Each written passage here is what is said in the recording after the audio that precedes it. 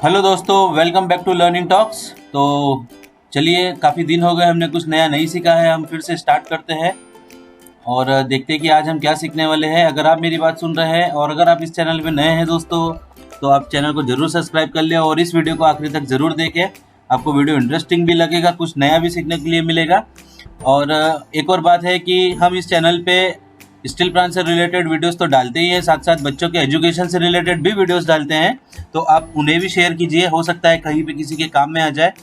तो चलिए स्टार्ट करते हैं आज का। क्या आज सीखने वाले हैं?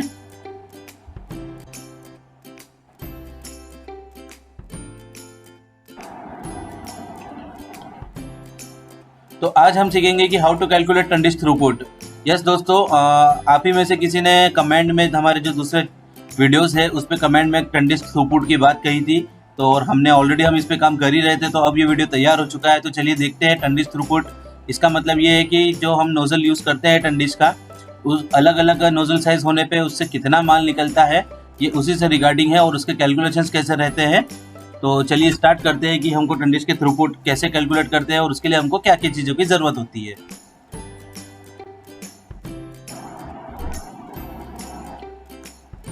तो सबसे पहले हम रिक्वायरमेंट देख लेते हैं कि सबसे पहले थ्रूपुट निकालने के लिए हमको, जब हम इसका कैलकुलेशन करेंगे तो किन किन चीज़ों की ज़रूरत रहेगी।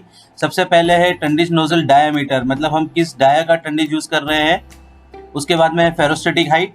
फेरोस्टेटिक हाइट क्या होती है मैं अभी आपको आगे समझाऊंगा। और लिक्विड मेटल का डेंसिटी, मतलब टंडिश के अंदर में जो लिक्विड मेटल है, टंडिश के अंदर में जो लिक्विड मेटल का टेम्परेचर होता है, उस टेम्परेचर के इर्द गिर्द उसका जो डेंसिटी है वो कितना है, वो हमको पता होना ज़रूरी है। तो अंडरस्टैंडिंग फेरोस्टेटिक हाइट, जो अभी हमने जस्ट बात की कि हमको फेरोस्टेटिक हाइट की भी ज़रूरत होती है। तो सबसे पहले समझ लेते हैं कि फेरोस्टेटिक हाइट क्या होती है। आप देख सकते हैं कि यहाँ पे एक छोटा सा एक सिंबल एच करके लिखा हुआ है। तो इसी एच को हमको देखना है कि ये फेरोस्टेटिक हाइट क्या है। तो उसके लिए मैं आपको एक छोटे से एग्जाम्पल से बता देता हूँ कि मान लीजिए कि हमारे पास में एक ये छोटा सा टंडिश है और टंडिश के बाद में हमारे पास में एक ये मोल्ड जैकेट है। मोल्ड जैकेट के अंदर में ये एक मोल्ड ट्यूब है और मोल्ड ट्यूब के बाद में ये जो येलो कलर से आप देख रहे हैं, ये लिक्विड मेटल है जो टंडिश के अंदर में भरा हुआ है। मान लीजिए कि 3/4 तक, जिसको कि हम बोलते हैं कि 3 नंबर तक टंडिश हमारा भरा हुआ है। ये फुल भी हो सकता है, आधा भी हो सकता है। और ये हम मान लेते हैं कि ये वो है जो टंडिश से मेटल गिर रहा है अंदर मोल्ड ट्यूब के। तो टंडिश के अंदर में ये जो मेटल का लेवल है, आप ये देख रहे हैं कि ये जो ब्लैक लाइन आई है अभी, यहाँ से लेके ये जो नीचे में मिनिस्कस जो लेवल रहता है, इसके पहले हम मिनिस्कस लेवल क्या होता है ये हम डिस्कस कर चुके हैं। तो यहाँ तक की जो दूरी होती है इसी को हम फेरोस्टेटिक हाइट बोलते हैं। इसके बीच में आपका नोजल इसके बीच में आपका लाउंडर भी आ जाता है। तो टंडिश के बॉटम से लेके लाउंडर के फिर नीचे मोल्ड में फिर नीचे मिनिस्कस लेवल तक और ऊपर में टंडिश के टॉप लेवल तक, इसके बीच की ये जो दूरी है, ये जो आप तीर के निशान से देख रहे हैं, इसे यही एच है और इसी को हम फेरोस्टेटिक हाइट बोलते हैं। टंडिश का लेवल जब कम ज़्यादा होता है तो आप देखते हैं कि स्पीड भी कम ज़्यादा होती है। अगर स्पीड कम ज़्यादा हो रही है तो थ्रूपुट भी कम ज़्यादा होगा। तो चलिए किसको कैलकुलेशन से समझ लेते हैं आगे चल के। इसका क्या फॉर्मूला है वो हम देख लेते हैं। तो टंडिश थ्रूपुट कैलकुलेशन का जो फॉर्मूला है वो बड़ा ही सिंपल एक फॉर्मूला है। Q equal to 0.97 into A into D into 0.06 और फिर square root of 2G into H divided by 1000। अब देख लेते हैं एक एक करके कि ये सब क्या है अल्फ़ाबेट्स। ये जो Q है ये टंडिश थ्रूपुट जो हमको निकालना है, इसको हमने Q से दिखाया है। A जो है यहाँ पे नोज़ल का जो डाया है उसका एरिया है पूरा। D जो है वो मेटल का डेंसिटी है और 2 जो है वो तो कांस्टेंट ही हो गया, 0.06 कांस्टेंट हो गया, 0.97 कांस्टेंट हो गया। उसके बाद में जो G है वो ग्रेविटेशनल फोर्स है आपका और H जो है वो फेरोस्टेटिक हाइट है। तो चलिए इसको हम आगे एक फॉर्मूले से समझ लेते हैं, कैलकुलेशन से समझ लेते हैं एग्जाम्पल के साथ में।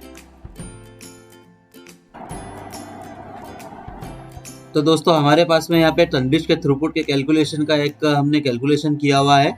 चलिए देखते हैं किस तरीके से काम करेगा। सबसे पहले मैं आपको एक बार फिर से रिपीट करवा दूँ कि यहाँ पे ये जो देख सकते हैं Q लिखा हुआ है, Q जो है वो टंडिश का थ्रूपुट है जो हमको निकालना है, जो अभी फिलहाल आप देख रहे हैं कि 0.00 है।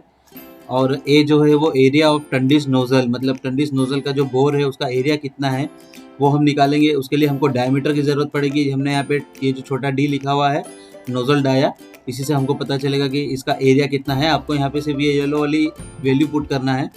और इसके बाद में जो जी है वो ग्रेविटेशनल फोर्स है। ग्रेविटेशनल फोर्स जी जो है डायरेक्टली मैंने यहाँ पे 9.8 लिया हुआ है। फेरोस्टैटिक हाइट हमने डिस्कस की है कि कौन सी हाइट को फेरोस्टैटिक हाइट कहते हैं, तो वो जितनी भी आएगी वो हमको यहाँ पे लिखना है।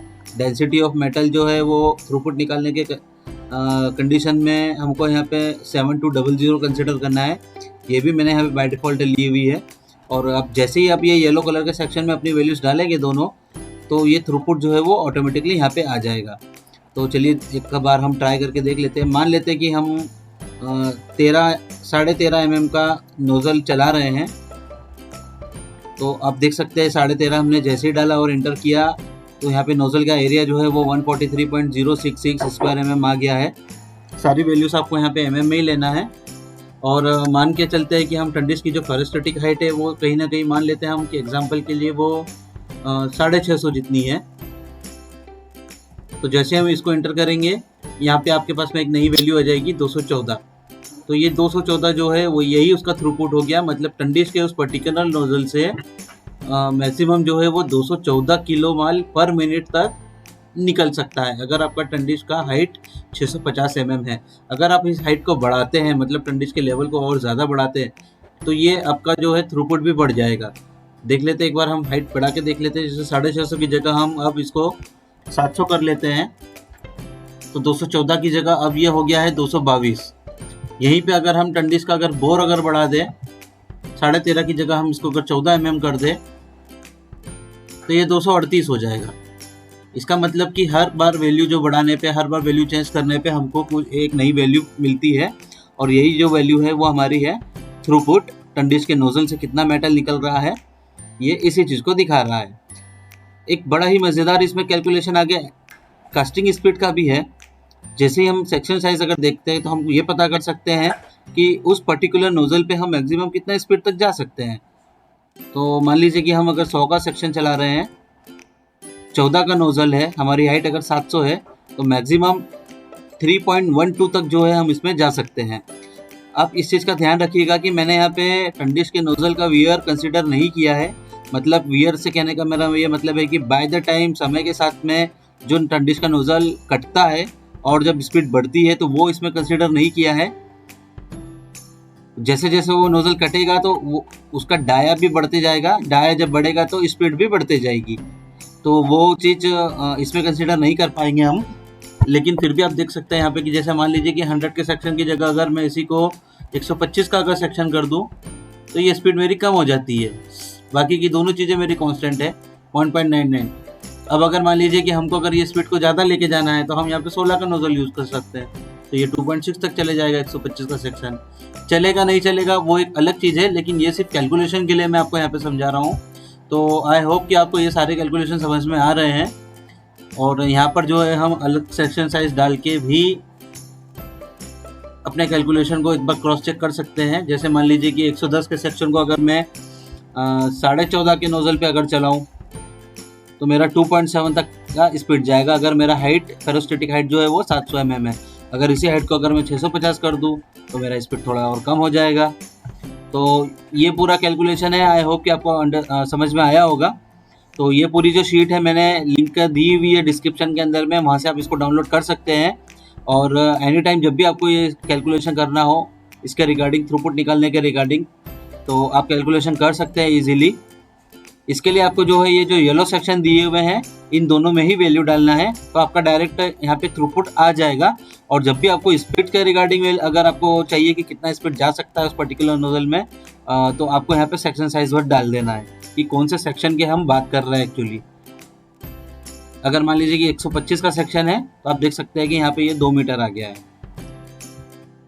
तो दोस्तों आप इसको डाउनलोड कर लीजिए अपने पास में। अगर आपके पास और कोई किसी तरह की कोई क्यूरी हो तो आप मुझे कमेंट में ज़रूर बताइएगा। और ये आपका आज का कैलकुलेशन कैसा लगा ये भी आप मुझे ज़रूर बताइएगा। Till then keep learning, bye bye.